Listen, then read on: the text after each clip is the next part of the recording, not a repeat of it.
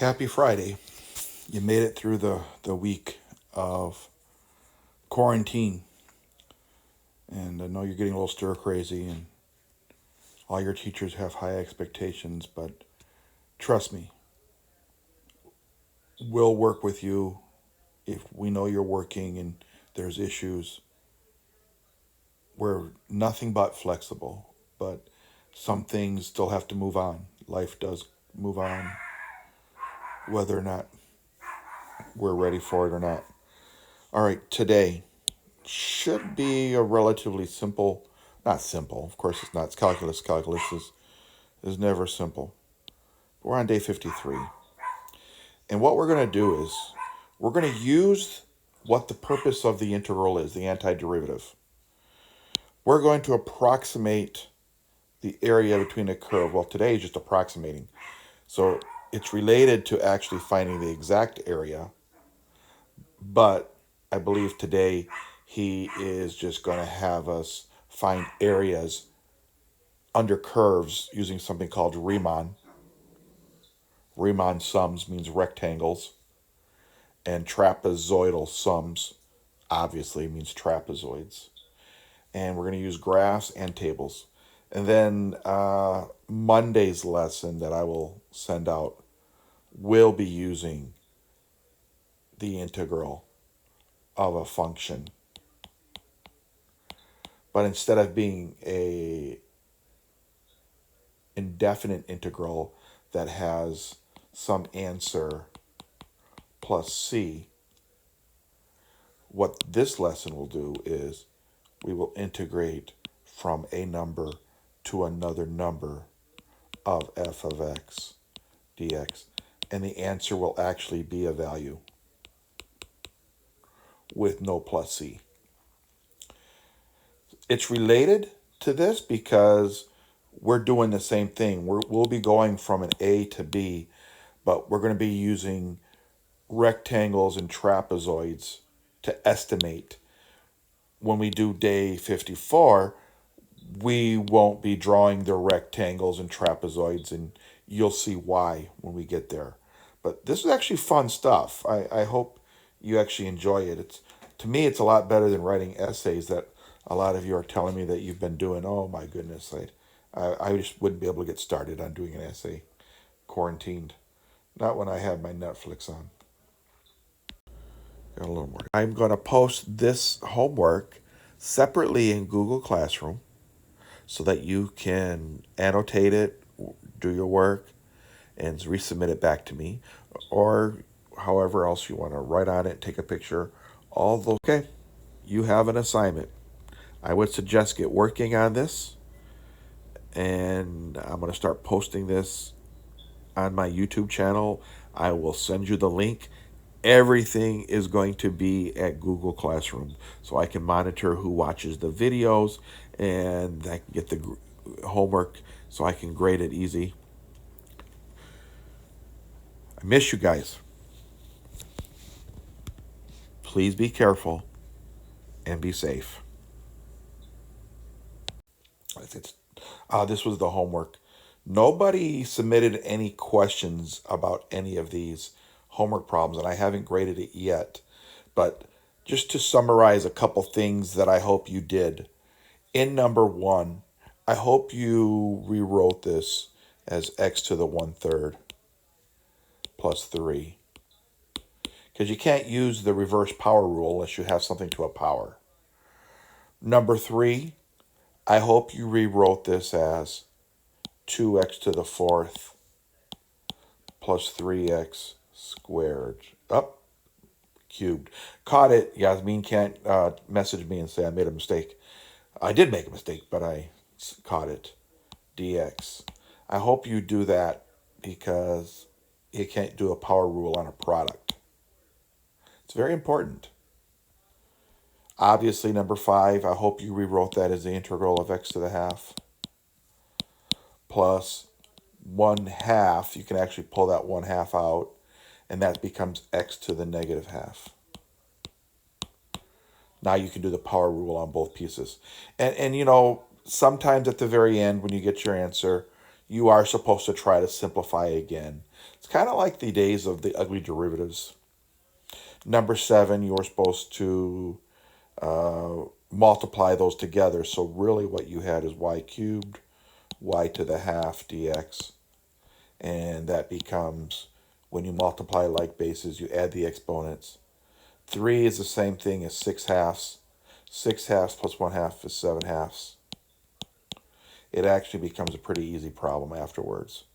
Add 1, that becomes 9 halves divided by 9 halves. So y to the 9 halves divided by 9 halves means 9 halves plus c. Better make sure I have it right because this is really hard to teach to myself. 3 half, 6 halves is, oh, I did mess up, right? 6 halves, oh, 6 halves is 3. And plus 1 half, 7 halves. I think I'm okay.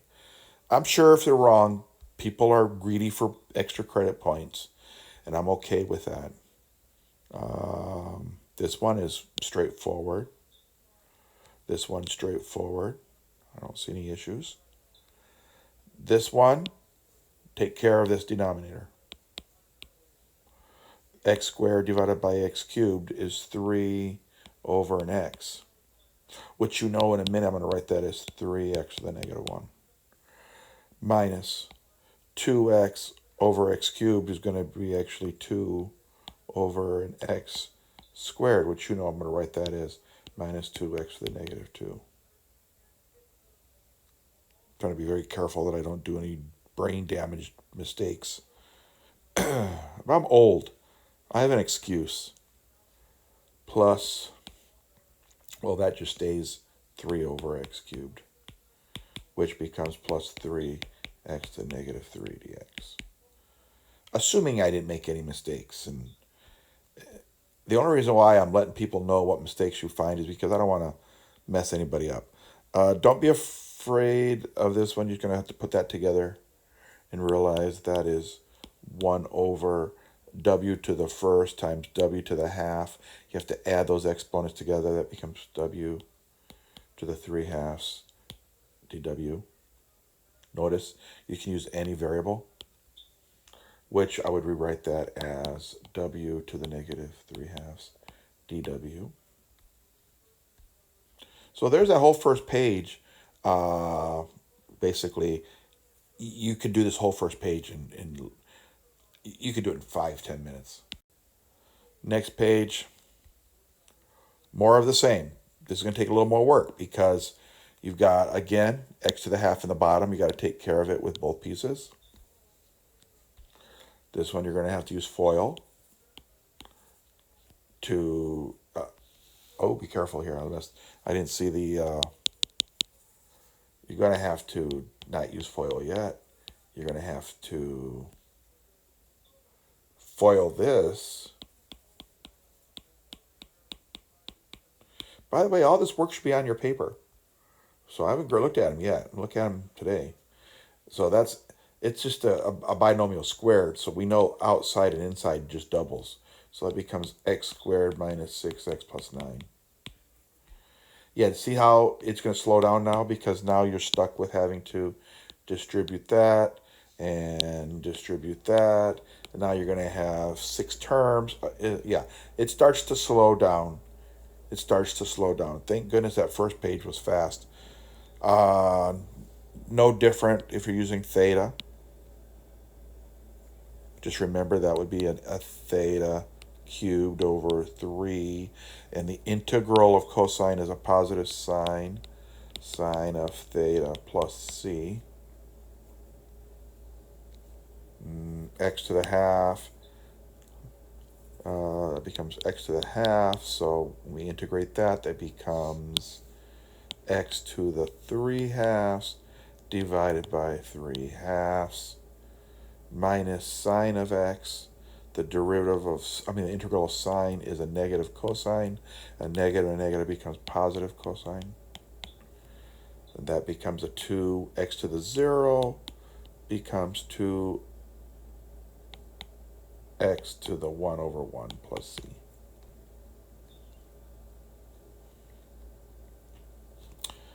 (13). This is one of those differential equations, which I'm going to tell you again. If you did not get a chance to do the College Board's webinar lesson on differential equations, there was another one yesterday. I haven't looked at it yet. I don't have time to do them live, and I trust that they're all recorded. But at differential equations, I was thinking that's a way beyond what we're going to be doing, but no, it's not. Actually, we're doing differential equations because if I have a derivative here, f prime of x equals to 2x minus sine of x, and we're looking for the function, well, that's the reverse of starting with a function and getting a derivative. We're starting with a derivative, and we're going to get a function. So that requires the integral with respect to x. And when you take the integral of a derivative, out comes the function. 2x squared over 2 becomes x squared. And then the integral of sines a negative cosine with a negative plus cosine of x and plus a c. So we can take care of our plus c because he told me that the original function at 0 is 4. So my original function at 0 will be 4. So that gives me 0 squared is 0. Cosine of 0 is 1 plus c. Solve this bad boy, and you got c is equal to 3. 14 is the same, except you have a second derivative. So you're going to have to find the first constant. Then you're going to have to integrate it again, do it, and find the second constant. I can't wait to see how you did on this. And that should have been a very good, fast help on the homework problems. If you know you made some major mistakes and you resubmit them, I think you can resubmit it and or do something. Maybe I won't mark them wrong if you do it before I catch it. Okay, here we go. Let's get this done. Riemann sums. We're only doing a graphical approach to approximating the definite integral. Remember what I told you? This plus c will not exist because we definitely will know the answer because it's a definite integral. And why do we integrate? We integrate a function. The basic purpose is to go from one number to another number and find the area under the curve from that number. Here is y equals x squared. And nobody knows the formula to find the area underneath a parabola going from 0 to 2. And 2 squared is 4. So I got this nice, beautiful... I mean, you could estimate it with one gigantic triangle. That would be an underestimation. But the ancient Babylonians or Egyptians would have been happy to do that.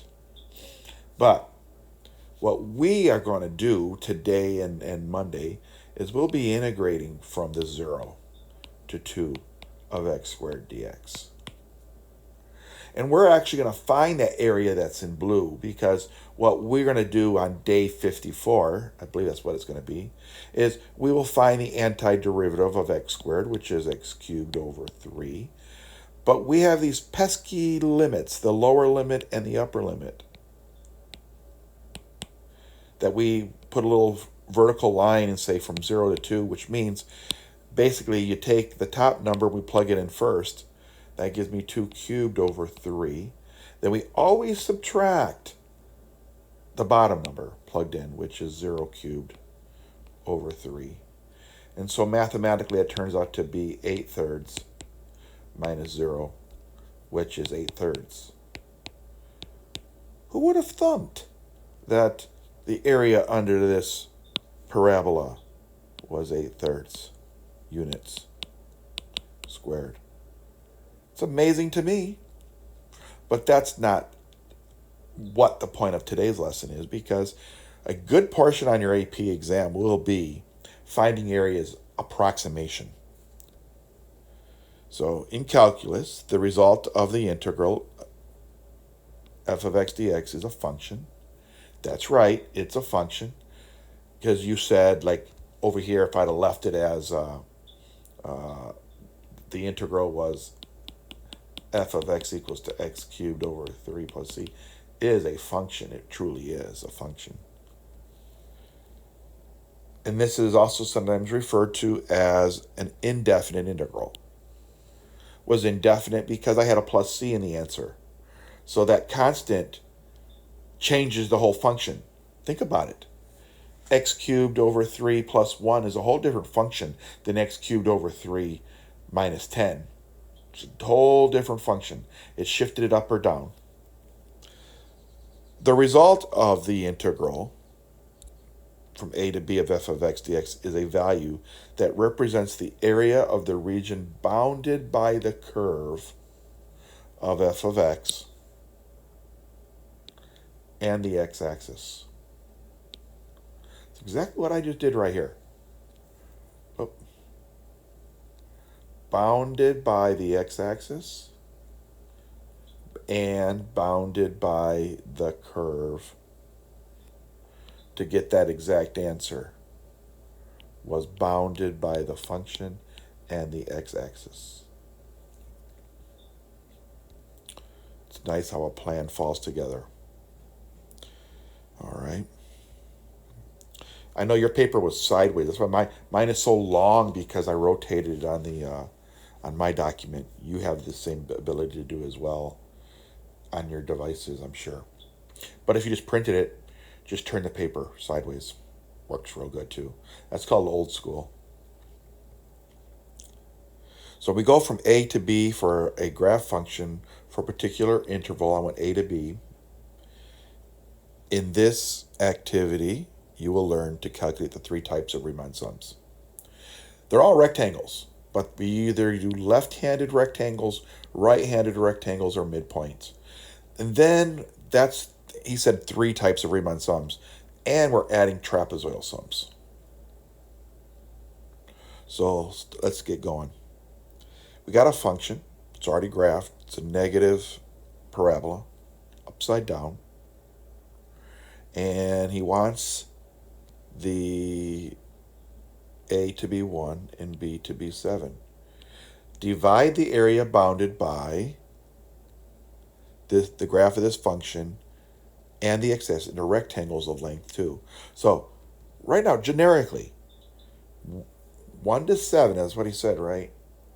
1 to 7. So 1 to 7. Here's 1. Obviously. There's 7 is over here. That's the region that I'm going to approximate the area underneath this curve. But when we're doing Riemann sums, it's only an approximation. We're not going to have the exact answer. You're going to see why. So how many rectangles did he want, did he say? If you were telling me, you would tell me, graph into rectangles of length of 2. So if I want length of 2, that's different then. Because if I go to 1 to 2, that would be a length of 1. That's not what he wants. He wants a length of 2, so I got to go here. So this is a region. 1, 2 is a region. 1, 2 is the end. So there's all my regions. Okay? That's just generic. We do that all the time, whether it's left hand, right hand, midpoint. Then calculate the area of each rectangle. Place the upper left hand vertex of the rectangle on the curve. That means we're doing the left-handed Riemann sums. We go to the left of each rectangle and we go trace it up to the top, put a dot. He wants this to be the height of that rectangle. There's your rectangle. Obviously, the area of that rectangle is less than the area that I'm missing up here. Obviously. This is area that I will not be adding into my estimation. All right, now the next one. Here it is. I'm at 3. Go up to 3. Touch the function. Make your dot. Go to the right. There's the top of that rectangle. Obviously, this area is not under the curve. Now we're lucky because I had some area that was under, some area that's over. It's probably balancing out pretty well. It doesn't always do that for us, but in this case, we got lucky. All right, I only have one more region starting at the 5. So I go up to the 5, touch the function, and move to the right 2 places because the widths of these rectangles were 2. Oh, that's where it fell apart because look at all this extra region that I'm not going to be, I don't really need, but it's going to be in my calculation. So on the AP test, they will ask you often, is your answer an over approximation or an under approximation? And you're going to find out that when you have concavity and it's concave down, the left-hand Riemann sums tend to give you an over approximation. You will notice that. Now, let's calculate our area. I'm actually going to write it out. The integral from 1 to 7 of f of x. Well, he actually gave it to me, so I'm not going to write it out, but there it is. F of x dx is approximately, okay, check this out. Area of a rectangle. Length times width. Height times width. The height is the functional value on the left-hand side. That's f of, that is we started at a 1, times the width of this rectangle, 2, plus the next one, f of, this is a 3, f of 3.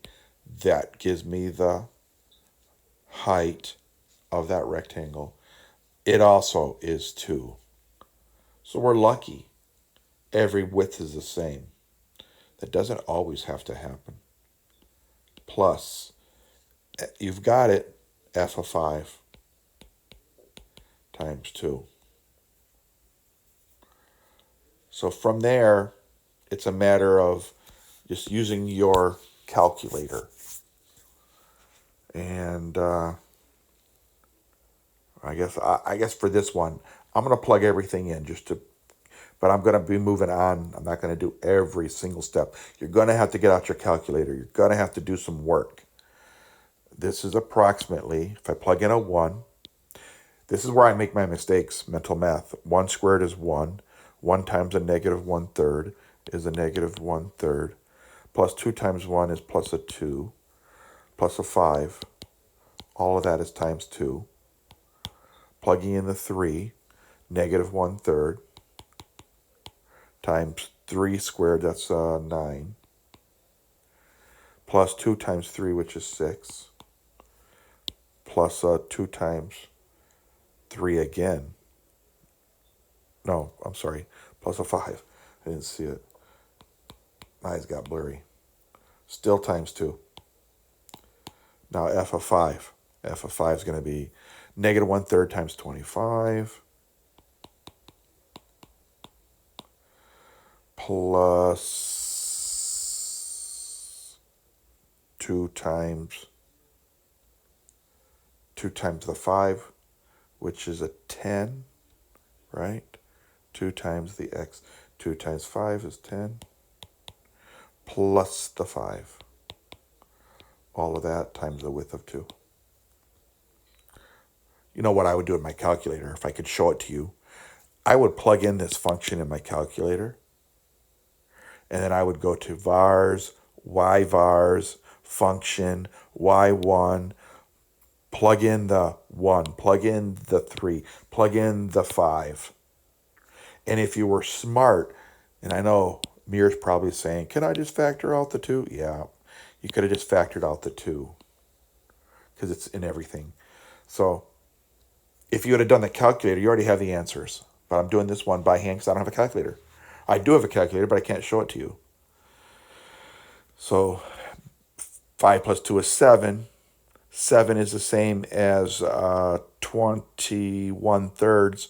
21 thirds minus a third is a 23rd. I know if I get it wrong, you're gonna bail me out.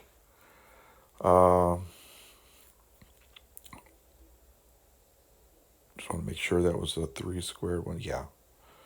This is going to be 1/3 times 9. It's a negative, right? Negative 3. Negative 3 plus 6 is 3. 3 plus 5 is 8. Plus. Negative 1/3 times 25. That's a negative 25 thirds. 10 plus 5 is 15. That's 45 thirds. 45 thirds take away 25 thirds is 20 thirds. I hope. 20, yeah, 30, I think so. So now I have approximately 2 times 20 thirds plus 24 thirds plus 20 thirds. That's 20, that's 44, 54, 64 thirds. That turns into approximately 128 thirds, which doesn't reduce. I hope that's the answer. If not, the very first person that catches that mistake. I'm not gonna give as many points out today. Major ones. If you're gonna get me on I wrote something that I didn't say or typo, most of you can catch that. You know, you're all smarter than me, and so I wasn't even allowed to be in calculus class. Remember, that's a good problem. It was no plus 2x plus 5. Did I do a negative each time? Negative, negative. Yeah, I did. Shoo. I was thinking I dropped it off. We did the 1 earlier. The 1, when I plugged in the 1, that was a 20 thirds. Factored out the 2. Now I'm factoring out a 1. Doesn't really matter. So I have the 1 already done. The 3 came out to an 8, which was 24. 5 was 20 thirds. The previous answer was 128 thirds. This one right here, I would say it was over because I had so much space above that I had underneath it. Okay, next problem. Still a left-hand sum. Left-handed Riemann sum. This time, the only thing that changes is we say intervals. What that implies is the rectangle will now have a width of 1. We're still going from 1 to 7. 1, 7. And I'm going to make my tick marks every unit of 1. So here's 1, add another 1, add another 1, another 1, another 1. And the rectangle will be topped off at the left-hand side. There's that first rectangle. Now the right side of the second rectangle will be topped off this way. And continue it.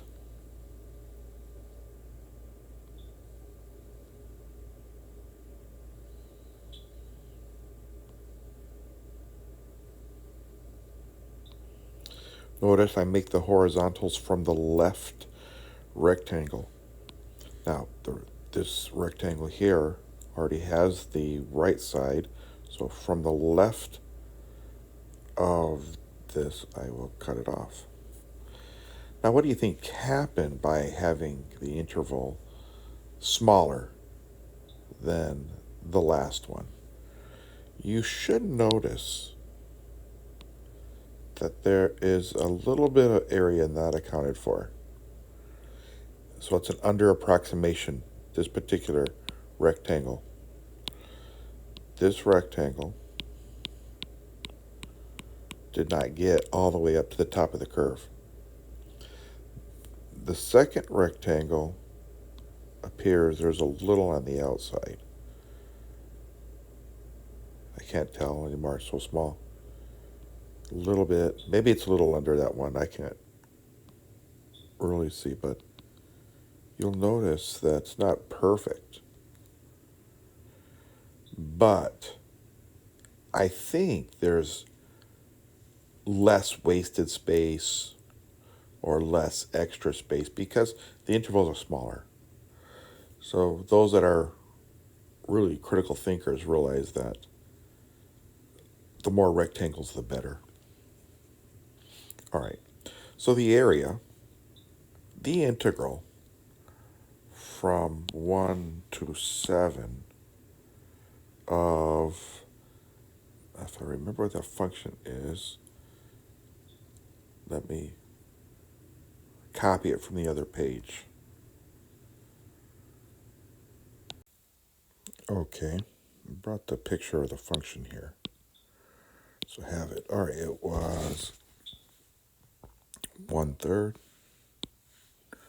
negative 1/3, x squared plus 2x plus 5 dx will be approximately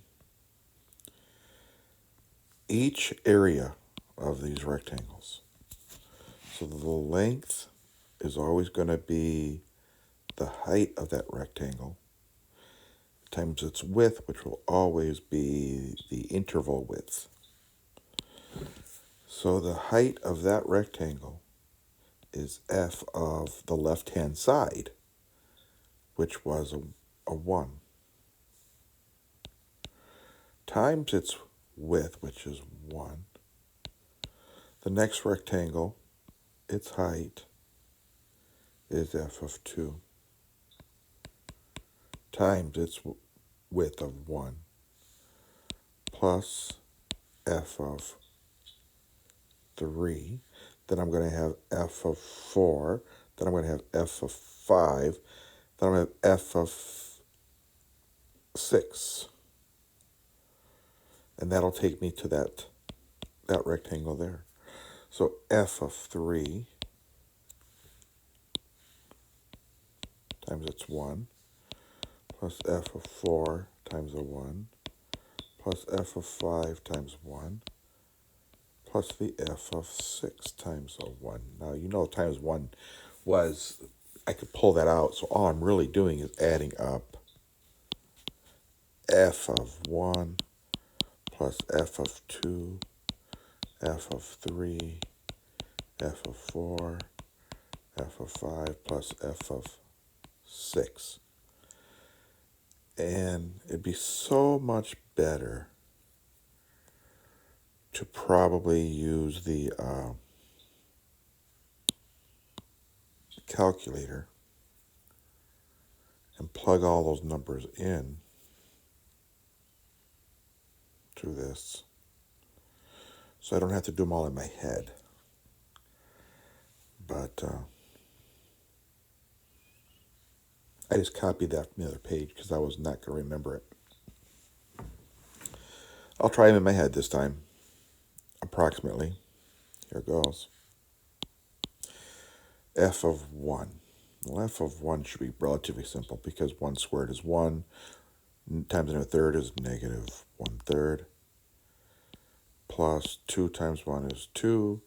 Plus 5. So that's 7 minus 1/3. 7 is the same thing as 21 thirds minus a thirds. That's 20 thirds. So there's 20 thirds. Plus, I'll keep doing my scratch work underneath it. F of 2, that's a 4, negative 4 thirds, plus an 8. Now an 8, I can see a pattern of thirds. 8 is going to be 24 thirds, plus 5. 5 is going to be 15 thirds. Again, you could just plug it in your calculator and do vars function y vars and pick y1, and then you could just plug in the number you want. But right now, I'm not wanting to switch off and go to my calculator and then switch back on. So it is what it is. Where was I at? I just plugged in the 2, I believe. So it's a negative 4 thirds plus 24 thirds gives me a 20 thirds. 20 thirds plus 15 thirds is 35 thirds. Of course, there's no guarantees I get it right. You're going to have to correct me. First one that corrects me gets the points. F of 3. So 3 is 9. That's negative 9 thirds. Let me keep it as negative 9 thirds. And then 2 times 3 is 6. That's 18 thirds. Well, so far, I could have left them as whole numbers this time, because 5 is still going to be 15 thirds. If I kept them as all whole numbers, that's a negative 3 plus a 6th. That's a 3 plus a 5. That's an 8. Interesting. 8. Put it as 24 thirds. Why? Because these others have thirds. Let's double check it in thirds, make sure. Negative 9 plus 18 is 9 thirds. 9 thirds plus 25 thirds is 24 thirds. Yes. All right, we're on 4. 4. 4 squared is 16. That's a negative 16 thirds. 4 times 2 is 8. That's 24 thirds. Why did I see 24 thirds before? When I plugged in the 2. Yeah, maybe I messed up there. That was negative 4 thirds. Well, no, plugged in a 2 gives me a 4. And then 4, oh yeah. 4 is 12 thirds, not 24 thirds. I found my own mistake. Negative 4 thirds plus 12 thirds, that was really going to be an 8 thirds. 8 plus 15 is 23 thirds. So my second number was a 23 thirds. Oof, that was a close one. All right, back to my 4. 4 was negative 16 thirds plus 24 thirds. Thank goodness I found it. Plus the 15 thirds. That's an 8 thirds plus a 16 thirds. Oh, these two just canceled out. No, it didn't. That doesn't cancel out. These two go together to make 8 thirds. 8 thirds plus 15 thirds is 23 thirds.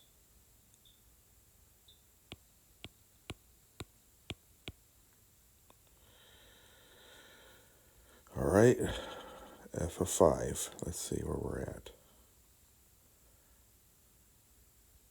Why did I put it there for?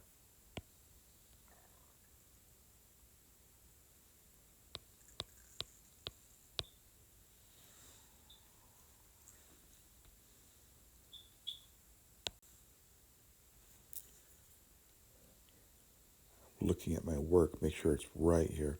I'm getting the same number I had before. Oh, double checking. Calculator is your best friend sometimes. This one did give me a 20 thirds. This one did give me a 8 23 thirds. The 4 gave me, yes, a negative 16 thirds plus 24 thirds plus 15 thirds. Negative 16 plus 24 is 8 thirds plus 15 thirds. Why does that give me the same answer? Oh, I said I did.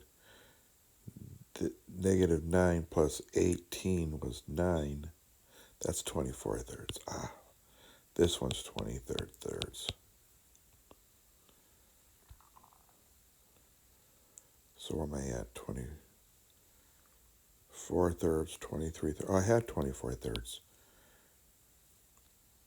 But the first one was 20 thirds.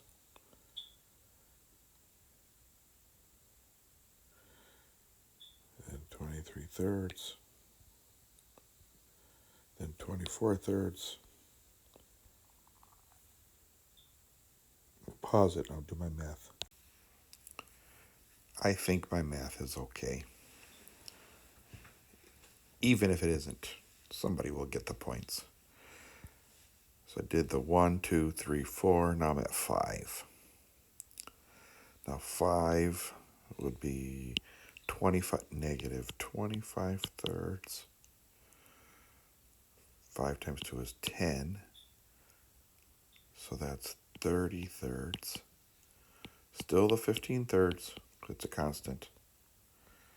That turns into a 5 thirds plus a 15 thirds, starting to go down to 5 thirds plus 15 thirds, 18 thirds, which is 6, but I'm going to put 18 thirds. There's the 1, the 2, the 3, the 4, the 5. I just need one more, the 6. 6 squared is 36, negative 36 thirds. I know what that is. That's really a negative 12, but keeping the common denominator. 2 times 6 is 12. 12 is, I get 12 again.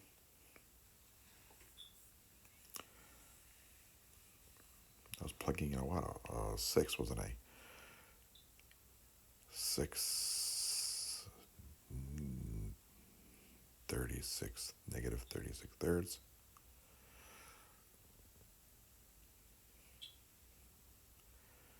Certainly I do.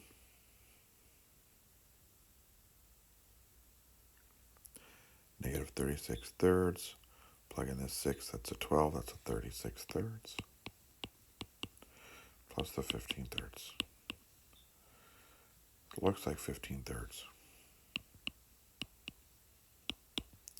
Assuming my top numerators, that's silly. The numerators are correct. That's 20 plus 23, that's 33. 43, 53, 57, 57 plus the 3 here, 60, 70, 80, 90, 98, 108, plus 5, 113 thirds, I think. And that's approximately, let's see, 3 goes into 11, almost 4, but it's 3 with 2 left over. 3 goes into 23, almost 6, but it's really a 5. And that gives me 23. Oh, I'm sorry, it's silly. 3 goes into, did I hit up where it was 23? I believe this was 123 up here instead. 123. Okay. I was dividing it by 3. That's approximately 41 then. Well, my other answer on the other page. Let me go back and take a look at that. I'll come back in a second. On the other page, we had a larger answer than this estimated answer, approximately 41. Go back and look and see. Okay, enough playing around. This one is for you. So the first person that submits this one to me will get extra on this assignment. The reason I don't want to do it because I'm not using a calculator. Every unit's a half. So even though I'm only still going from 1 to 7, I'm going to have to divide into halves. So that really becomes 1.5, which is 3 halves. Then I have the 2. But as I said, we also have this interval. Then between 2 and 3 is 2.5, which is 5 halves.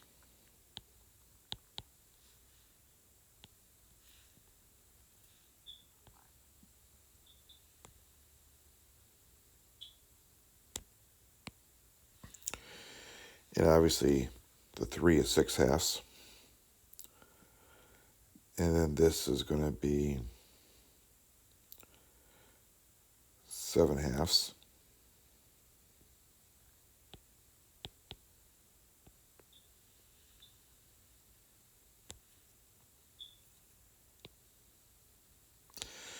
Eight halves, 9 halves,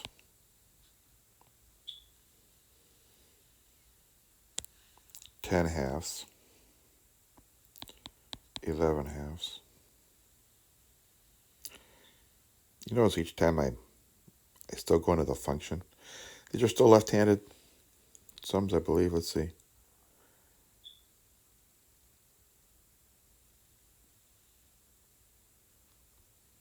Yes, I'm still doing a left-handed sum. So the left side, left side, left side, left side, left side, left side, left side. So you have to go from the left, so the top of the rectangle is there. And the top of this rectangle is there. You see? So you can see, with a little bit of imagination, a little under, very little under, very little under. Appears to be still a little under. This one might have broke even. This one's a little over, little over, little over. Even though it looks big now because I'm zoomed in, if I put it back to normal, you're going to see a very good answer to this one. A very good approximation. And I'm just going to set it up.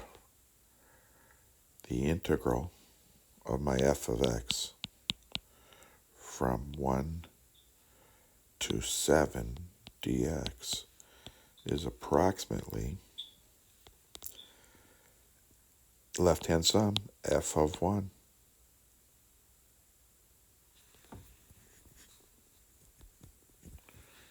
times the width is 1/2 plus f of 3 halves times 1/2 plus s of 4 halves. Okay, so f of 4 halves is still f of 2 times a half plus f of 5 halves times a half, and you're going to keep going until you get to that last one, which was still here, which was 12 halves. Wait, did I miss some? We're going to 7, weren't we? I probably missed a rectangle in there. Yeah, I missed, this is my 12 halves. This is still a 13 halves. Well, I still had more here. Good thing I looked.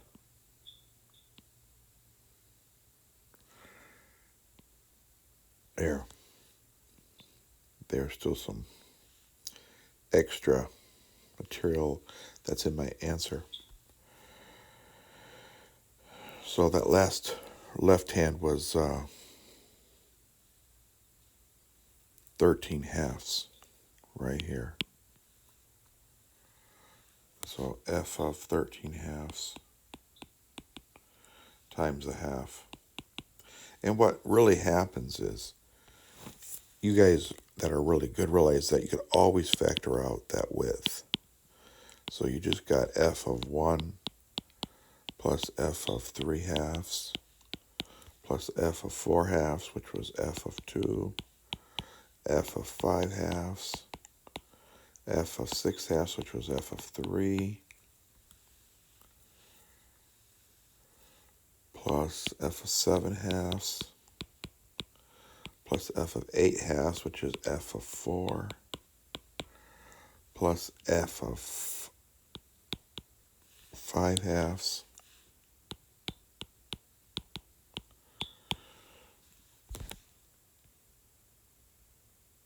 plus f of 6 halves. I did f of full, f of 7 halves, 8 halves. This should have been 9 halves. F of 10 halves, plus f of 11 halves, plus f of 12 halves, which is f of 6. And then after 11 halves was 12, that was 12 halves, 13 halves.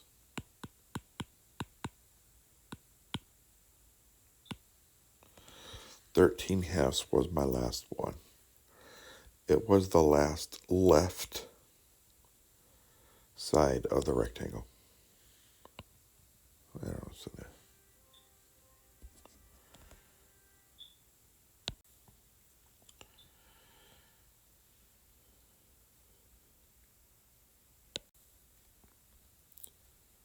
So that takes us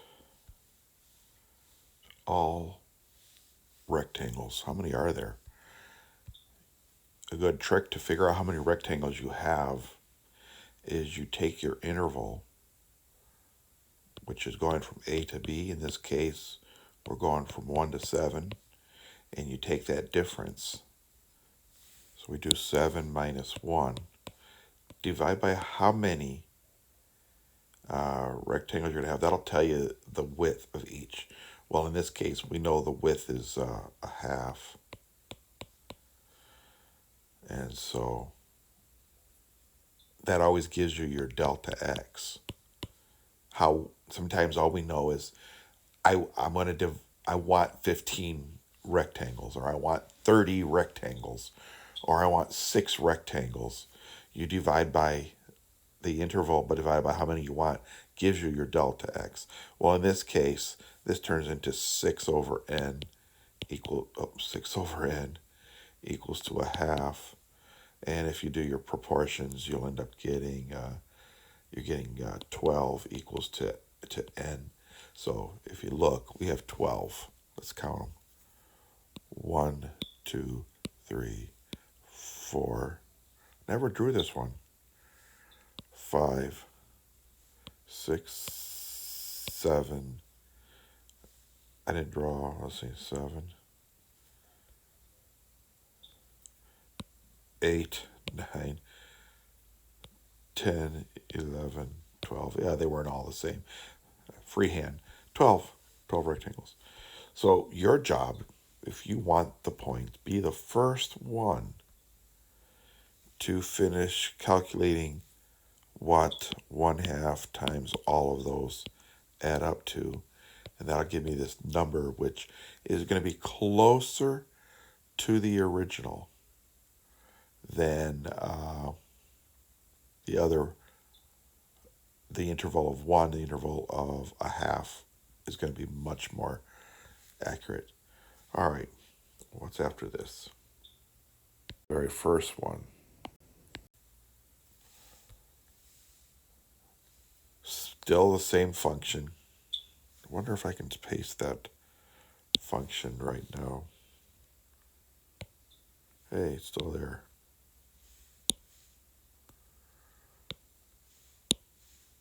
There it is. Same function. Upside down parabola from 1 to 7. This time we're going to do areas bounded by the graph.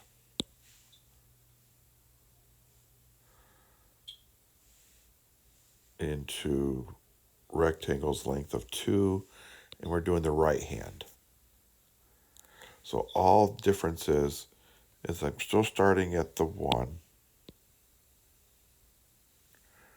still ending at 7, and we're going to do width of 2. So 1, 2, there's that bottom of that rectangle. 1, 2, here's the bottom of the second rectangle. 1, 2, here's the bottom of the third. Since we're doing right-handed, the widths didn't change, but the height will be the right side, meaning I have to draw out left. Oop. There it is. Right side, draw left. Right side, draw left. Whoops, sorry. I didn't do it right. The right side went to 7, so I have to go all the way up to here. There it is.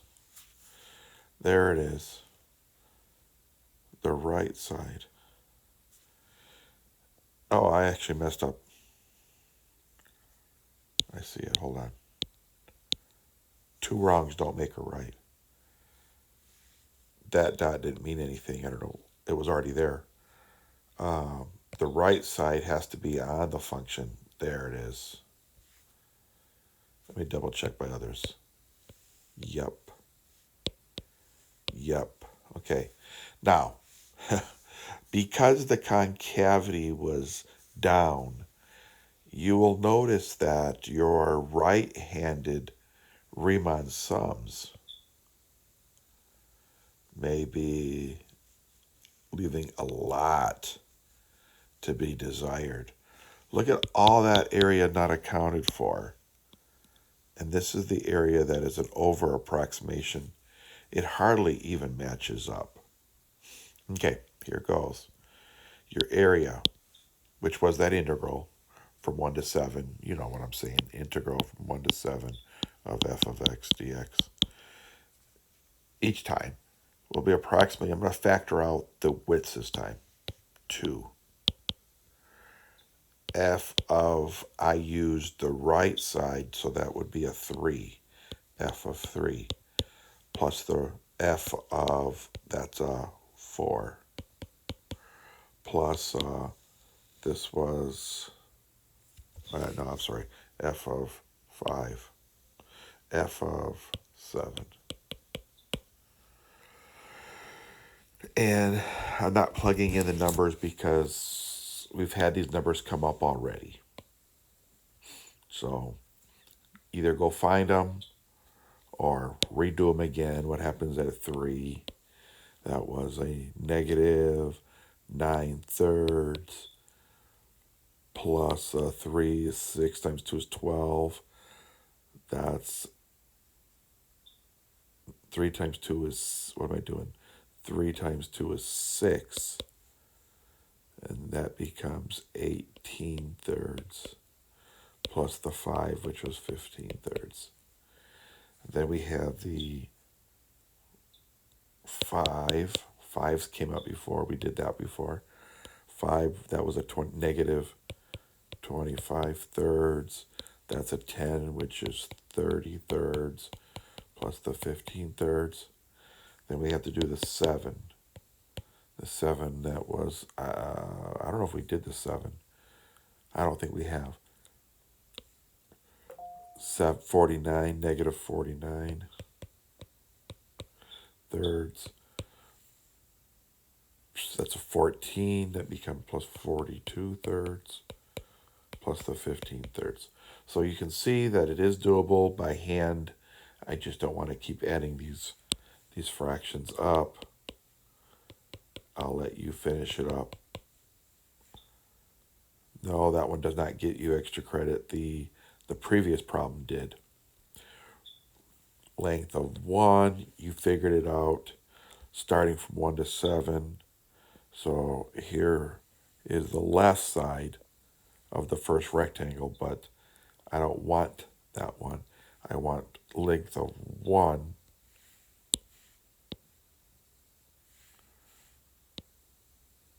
So the right side, there it is on the function. You're going to have to go over till you line up with the left side. Next one, right side, lining up, boom. Right side, lining up. Right side lines up. Right side. Right side. And you notice the F's that I'll be using are the right side. I'll be using F of 2, F of 3, F of 4, F of 5, F of 6, and F of 7.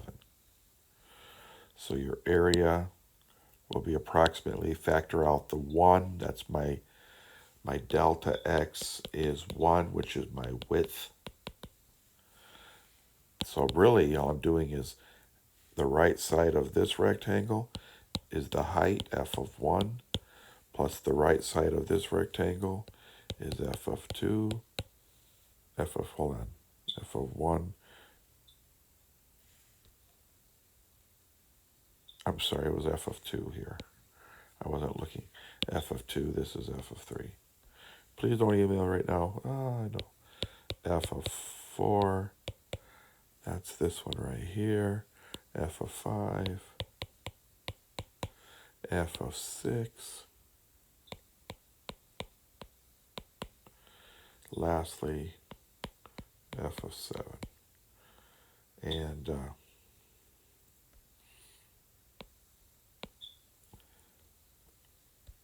you already know the routine. Now look what the advantage of doing the whole width of 1 as opposed to 2. There's some over approximation. There's probably a little bit of over approximation here. But the under approximation is much less.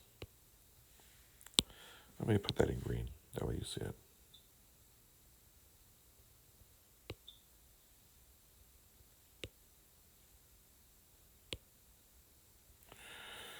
It's a better approximation. Okay. The half. I'll give you bonus for this one. I'll give you bonus for this one. This is the number 6 problem. Right-handed with the interval of a half. Sure, I'll give you bonus for this one. So if you're smart, some of you will submit this one instead of the other one because everybody may start on the other one and start sending it to me. And if you watch the whole video first, all right, I am going to have to zoom in on this because we're doing halves. So here's the left side of the first rectangle starting at 1, but I need to be at 3 halves. So I need 3/2 is the right side. And then 4/2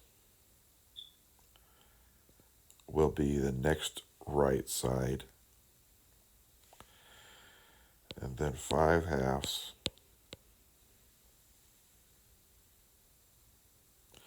Notice each of those was an over approximation till I get to 6/2 right here, which almost broke even, I think. 7/2 is right here. It cut off some. 8/2, 9/2,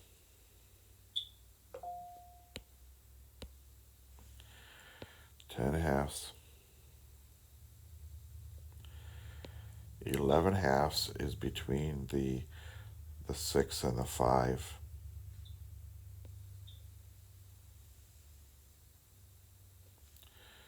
12/2 is 6. 13/2 between the 6 and the 7. And then 14/2. So we have all the halves except for the two halves. That's right here. So we have a 3/2, 4/2, 5/2, 6/2, 7/2, 8/2, 9/2, 10/2, 11/2, 12/2, 13/2, and 14/2. So your area is approximately, factor out the width of 1/2 each one. And as I said, we don't have the 2/2. We have the what am I doing? It's f of 3/2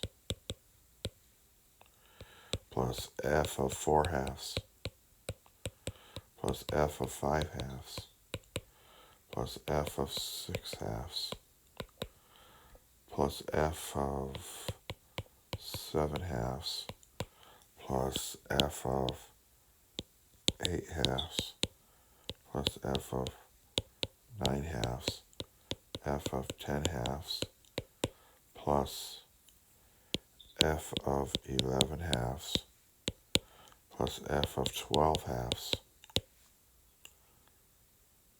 Wow, we're still going.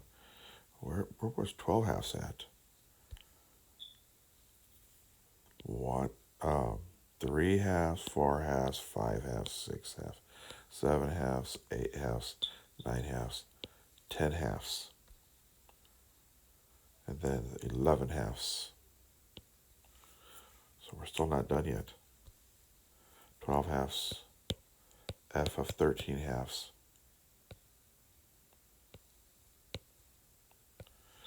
Plus f of 14/2 because that was 7. And that was the right side of the last rectangle. See that? It's the right side. Have fun. Now, before we continue, what inference can you make about the approximations of the lengths as the rectangles decreases? The lengths. As you have less rectangles,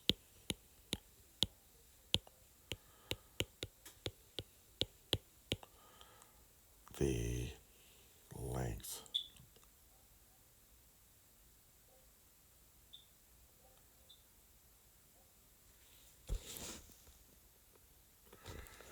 Not sure what I don't know, he said the lengths. When you say length, to me that's the height. If you have less rectangles, then all I know is that you have, I think he missed a word or something. Approximations of the lengths. I don't know.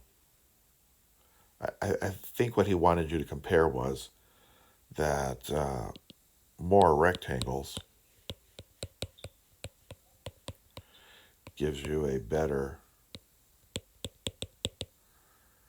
approximation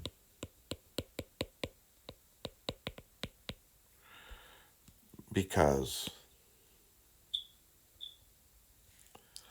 less wasted space. Yeah, I don't know. I'm going to stick with that.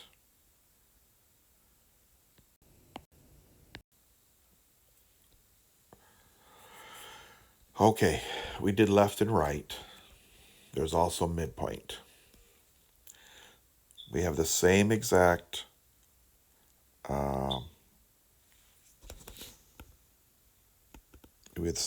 function. He just made it simple by always using the same exact function. So the function's the same, but this time, this is what you're visualizing. That if he wants, in this case, length of 2 again, but we're doing midpoint, we're still going from 1 to 7. So if I start at 1, delta x is 2, it takes me to the 3.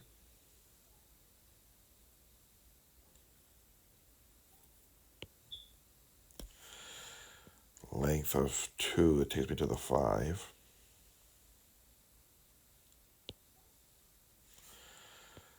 Add 2 again, takes me to the 7. But the height of the rectangles are formed by the middle of the left end and the right end. So in this case, the middle, you take your 3 minus the 1 divided by 2. That 3 minus the 1 is a 2. Of course, that length is 2.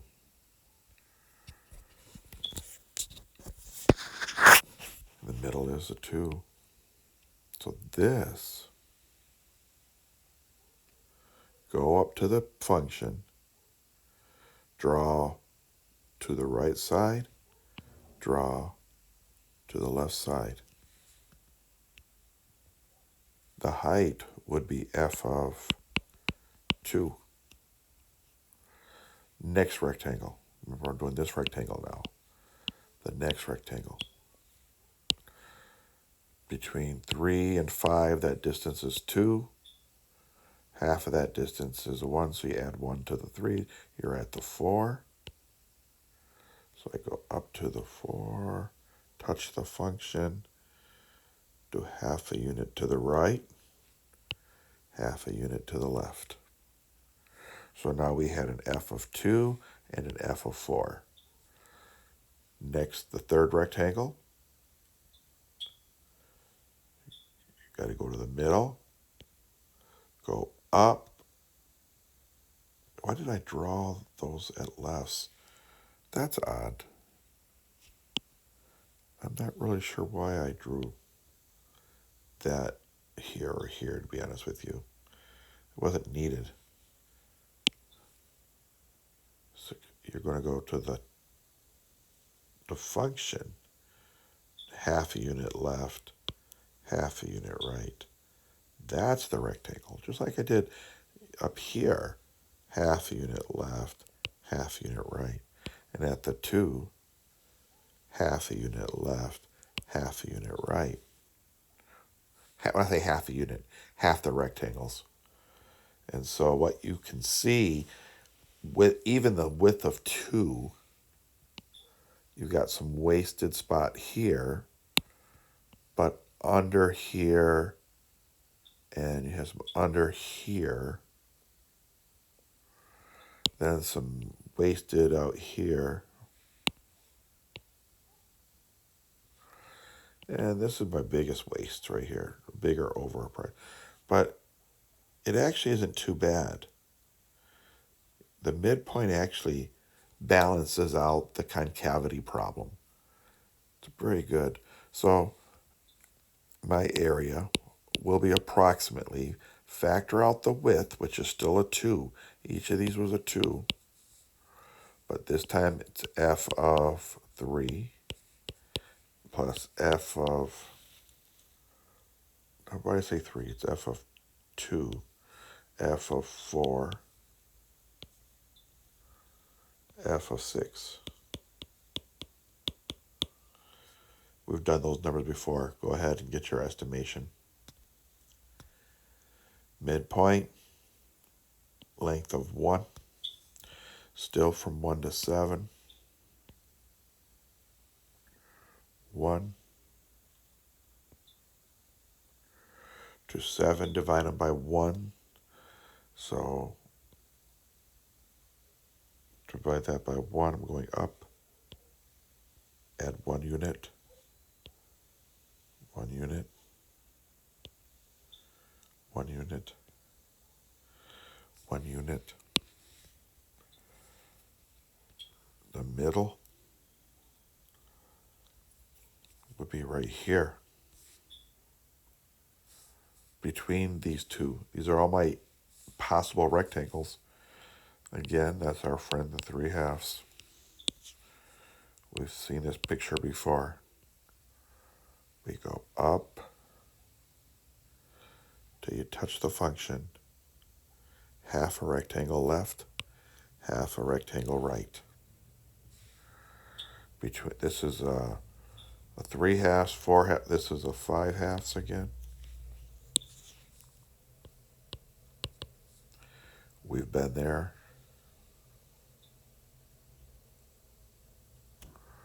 Half a rectangle left, half a rectangle right. This is 7/2.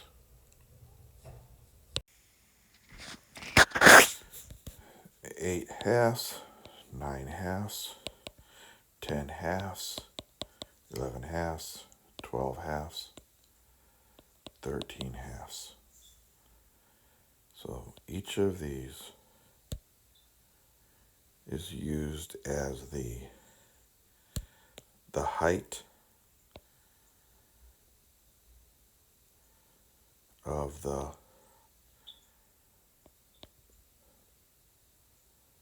rectangle.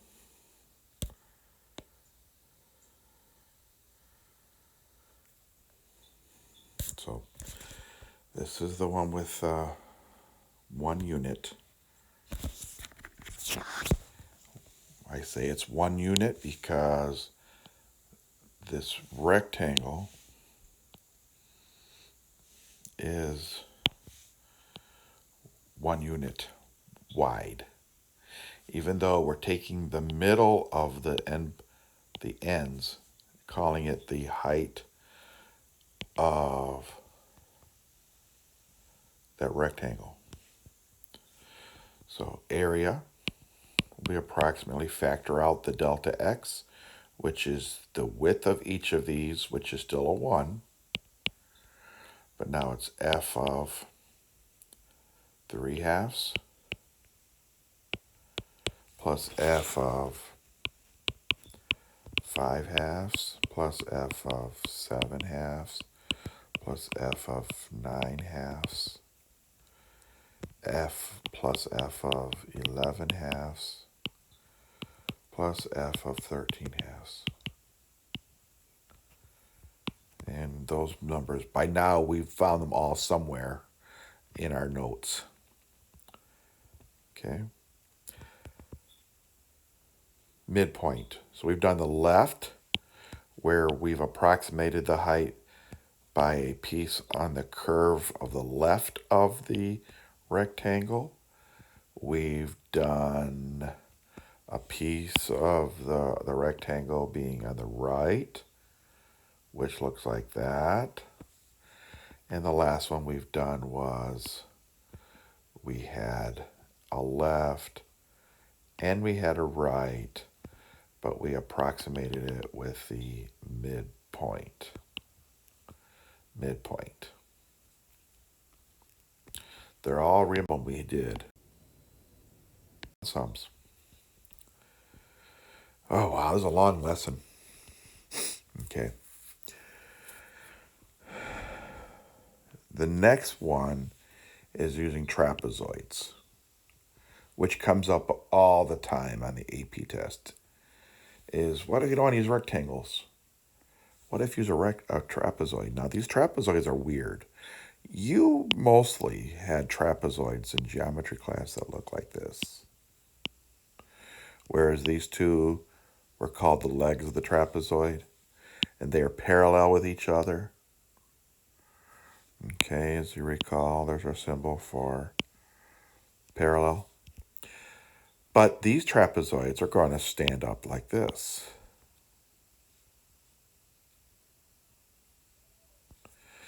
And so these are the legs or the bases of the trapezoid. And you're wondering, well, how am I going to create this trapezoid? We're going from 1 to 7. Trapezoids have a height of 2. Well, height of a trapezoid is here. That's your height. But if your trapezoid is laying on its height, that goes there. So here goes. 1 to 7. 1, I go up. I want the height to be 2. So there's the other base of the trapezoid. And then that becomes the base of the second trapezoid. Here's the height of that trapezoid. Here's the height of that trapezoid. And the diagonal pieces are created by connecting those two together.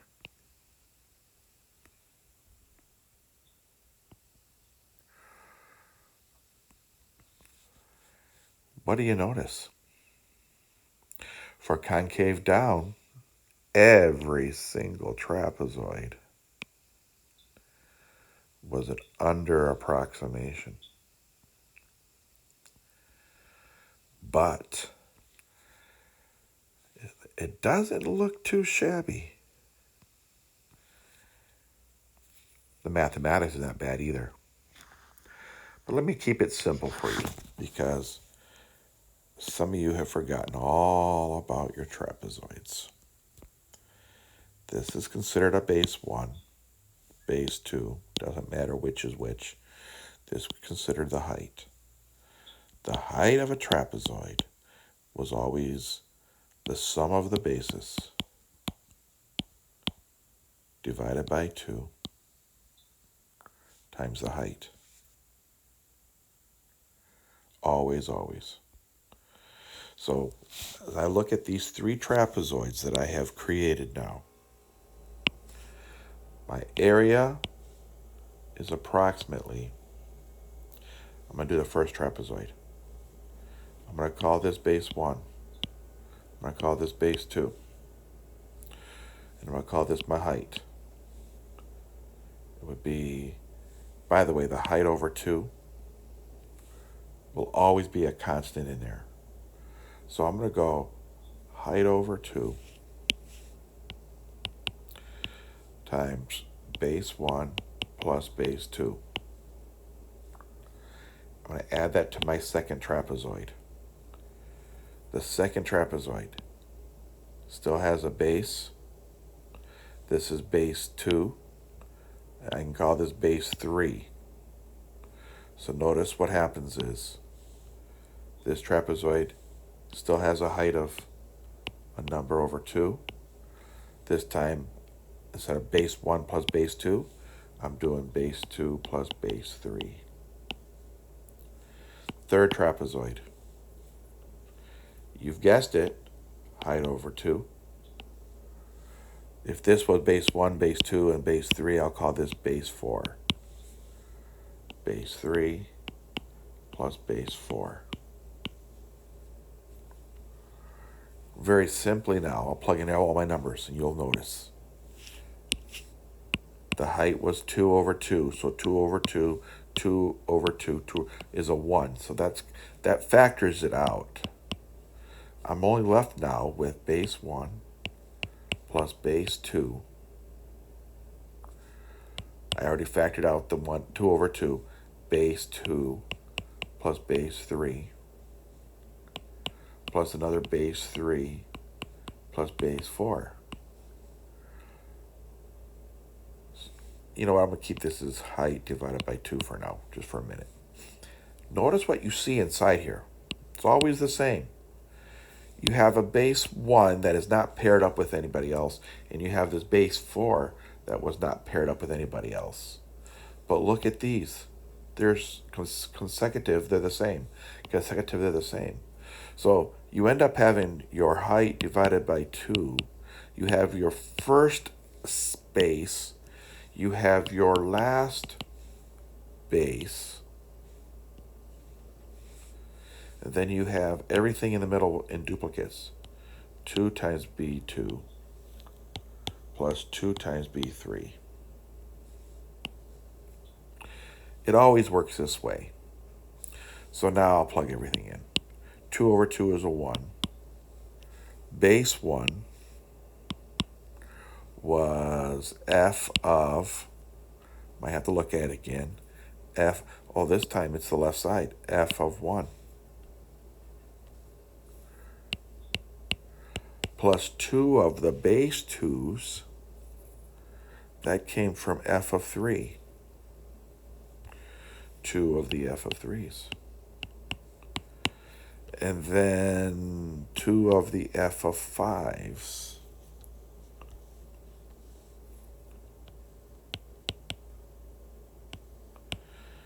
Then I only had 1 of the f of 7.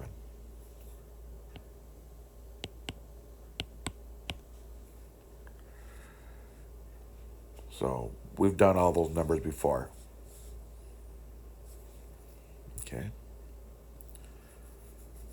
Cool, I think. How about trapezoidal with length of 1? Just means there's more trapezoids. So if I start at the 1, and I'm going to end up at the 7, these will be my singletons. There's only one of each of these sides, but the go over 1,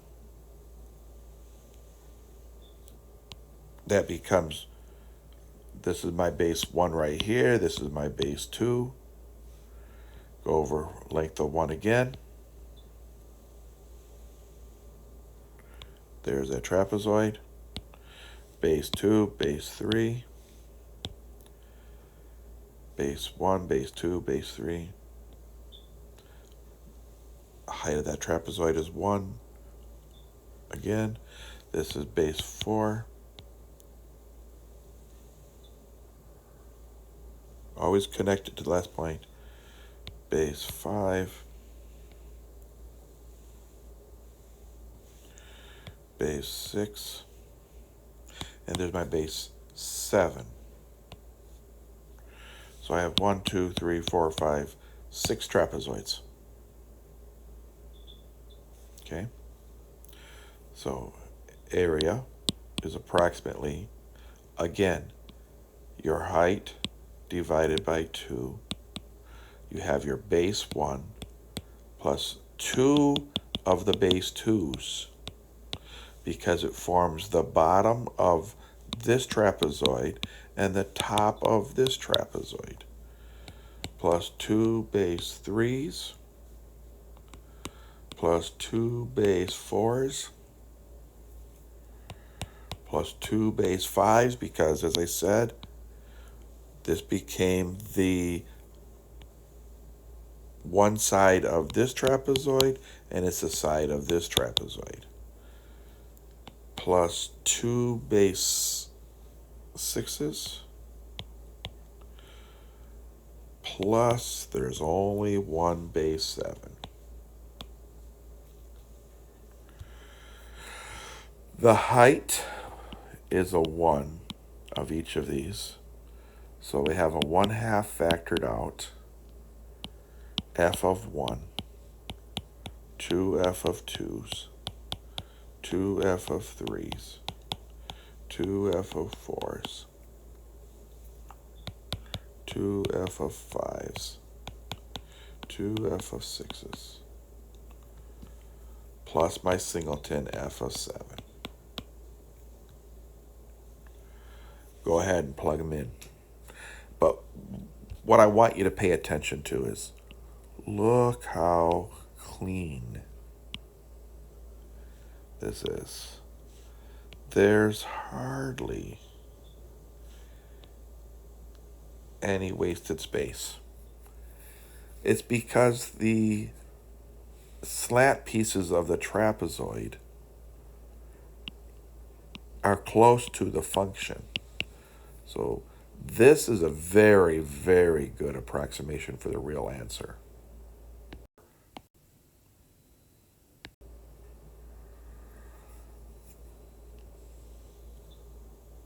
He wants you to, this is what I want you to do. I want you to do all those answers that you're going to get and put all your answers in this table here. And overall, make a prediction if you think that the answer we got was over or under. So if I go back to the far and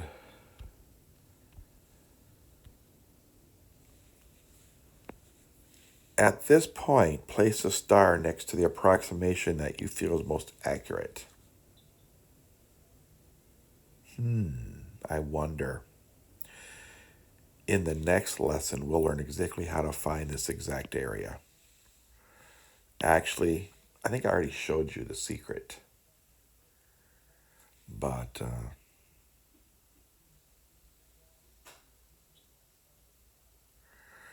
go ahead. I don't want to put it yet. Tomorrow or Wednesday's lecture, I will do it. Some of you will get ahead of me anyway.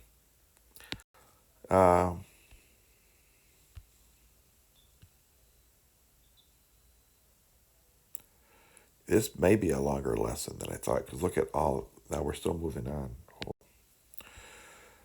Given the table, approximate each definite integral by finding the indicated Riemann sums. So he's going from 0 to 25. 0 to 25.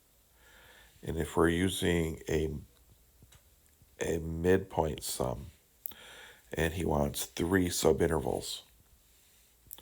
So be careful here.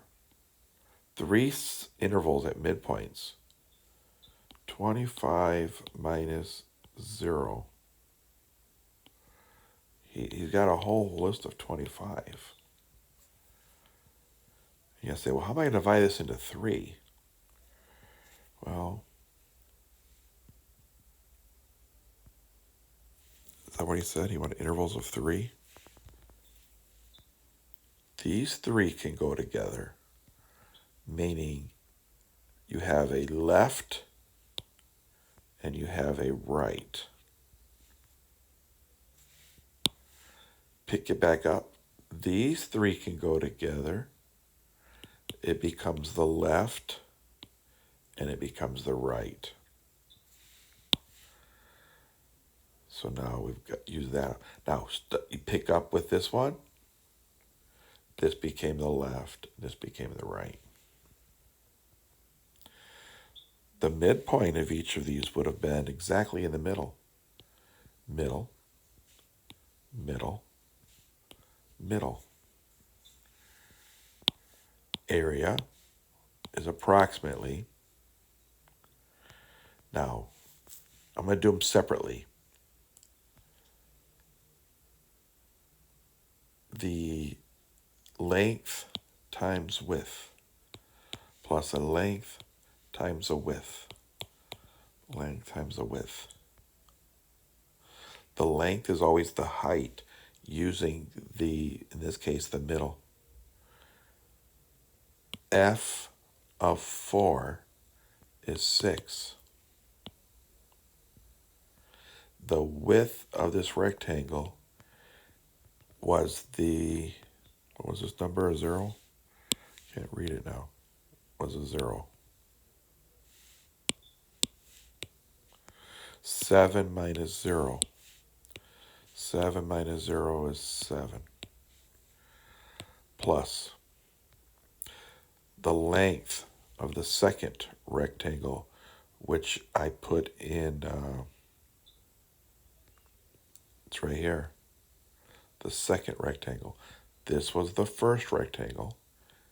This is the second rectangle.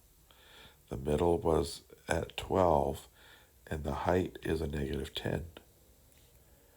Negative 10 times, I went from 7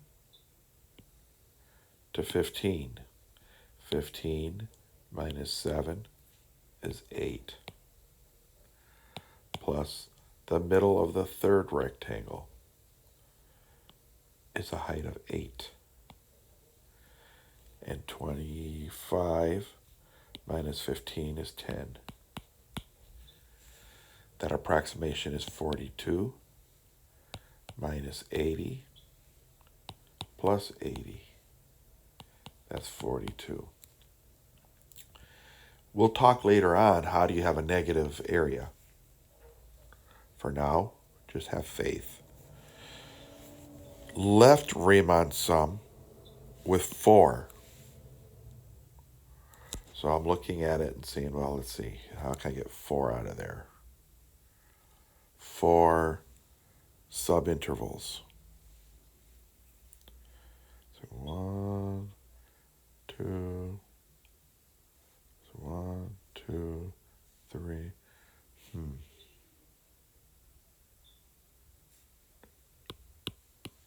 7 of them. So fourth is the middle. Will it work? 1.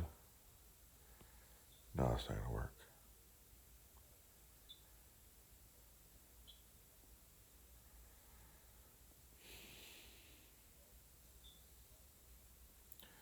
One,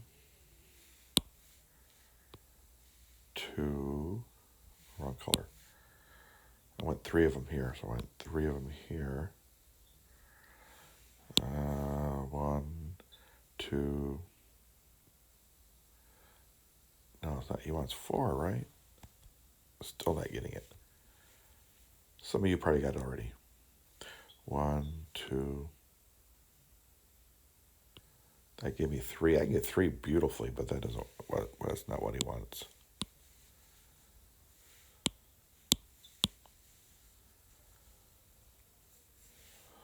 I thought I tried the 2 already. 1, 2, 3. No, it doesn't work. 4. That could be 5.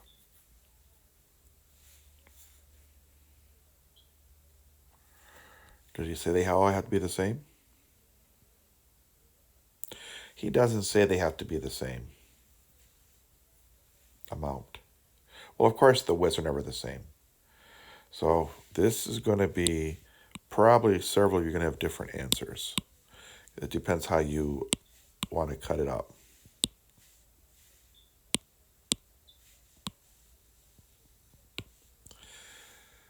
I'm going to do this. I'm going to make this into 1.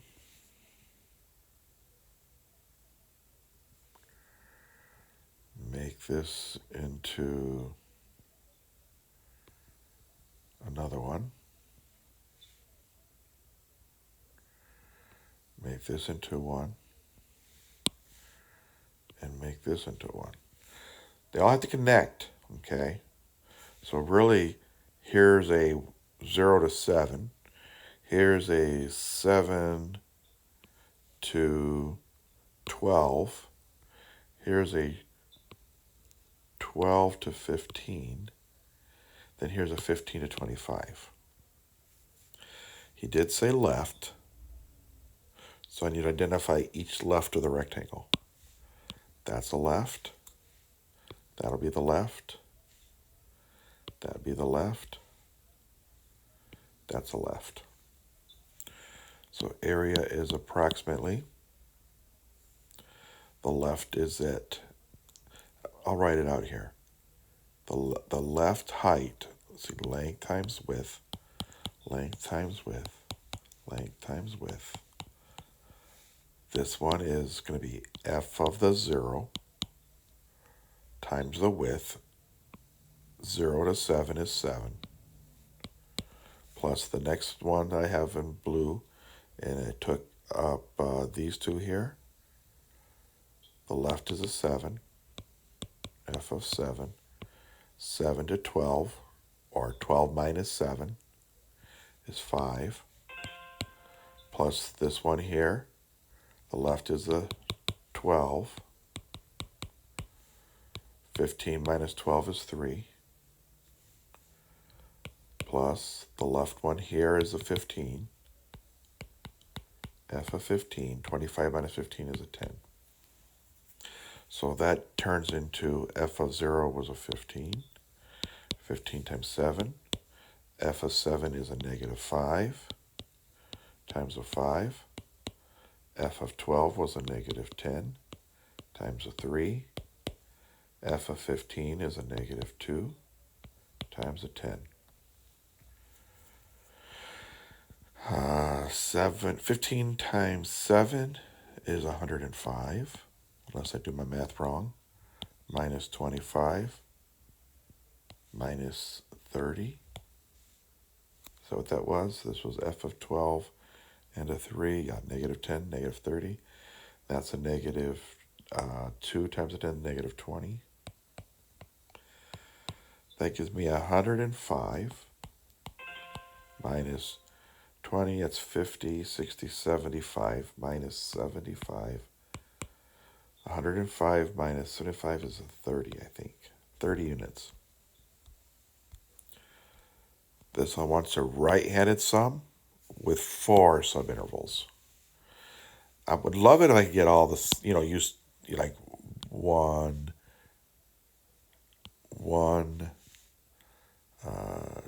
2. Yeah, see, I get 3 if I use 3 of them.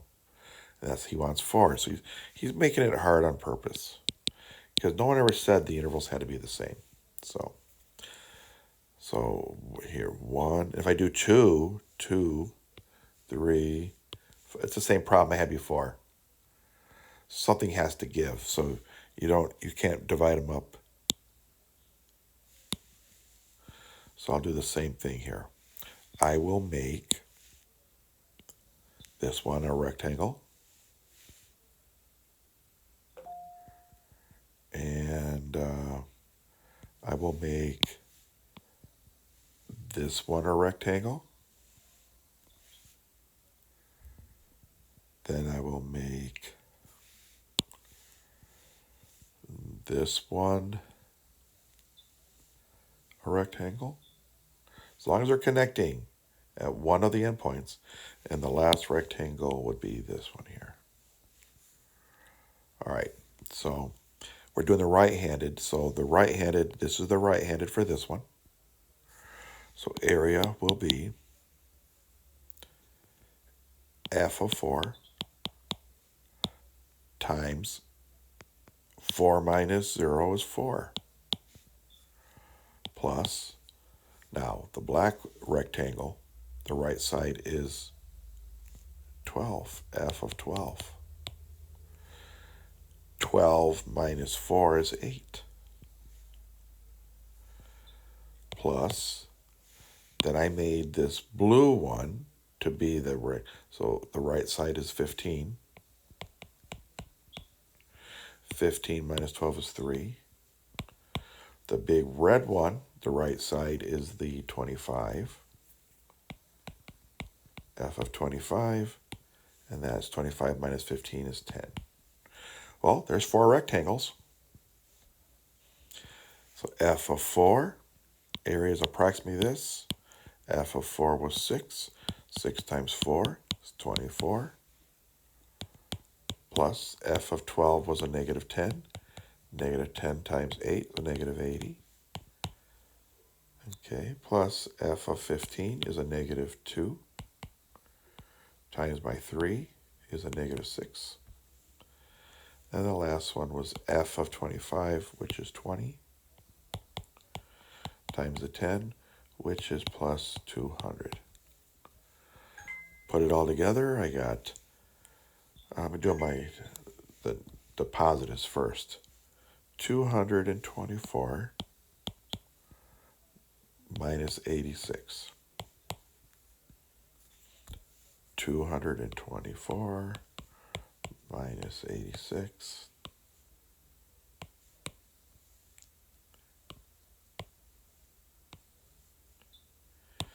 138, if I did the math right. 138, and it's positive 138. Last one, using trapezoids with 3 subintervals. 3, I think I was more successful by doing. Here's 1. This makes a trapezoid here. This makes a trapezoid here. This makes a, wrong color. This makes a trapezoid here. Yeah, that worked out pretty nice. So, this is my base 1. This is my base 2. Base 2 is being used again.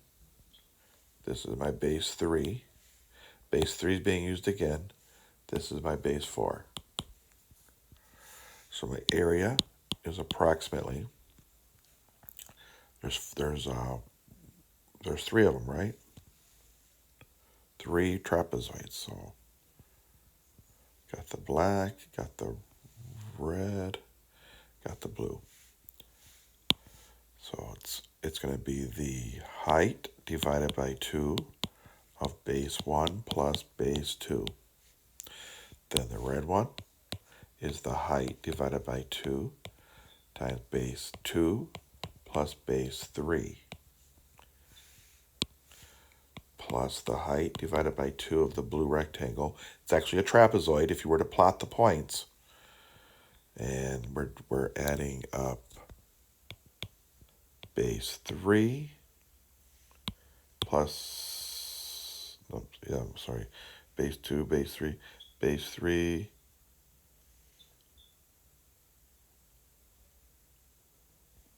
plus base 4. 1, 2, 3. The height of the first trapezoid is the 7 minus 0, 7 halves. Base 1 is, now these aren't all equal heights, so I'm going to treat each separately. 7 halves, base 1 is 15, base 2 is a negative 5,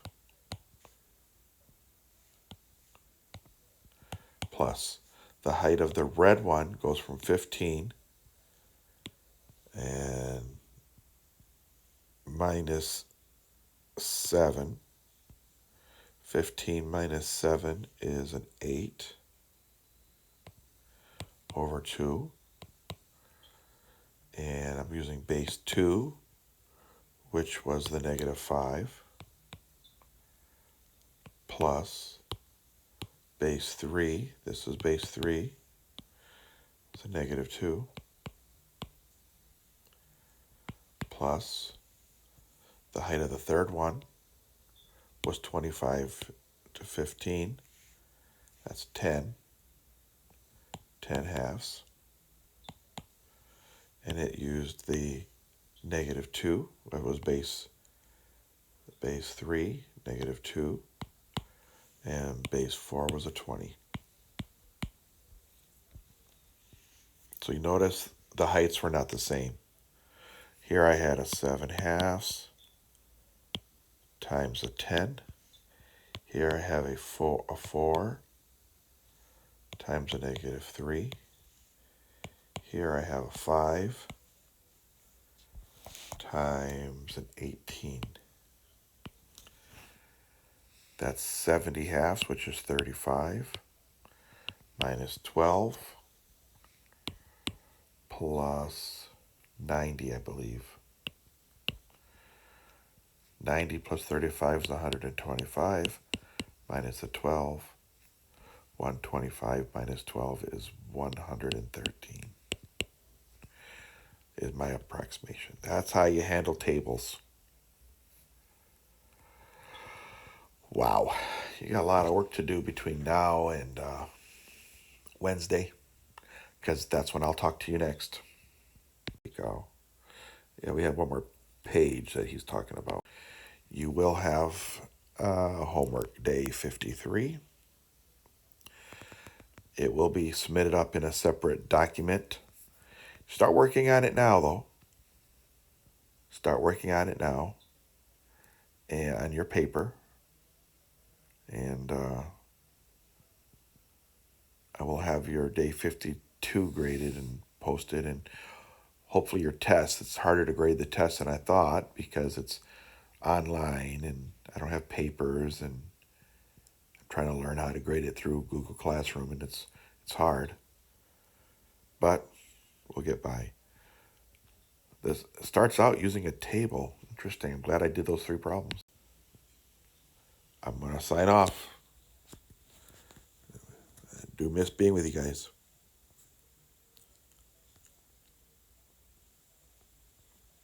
Over and out. You only have a homework of 9 problems. I'd have given you more. Oh well.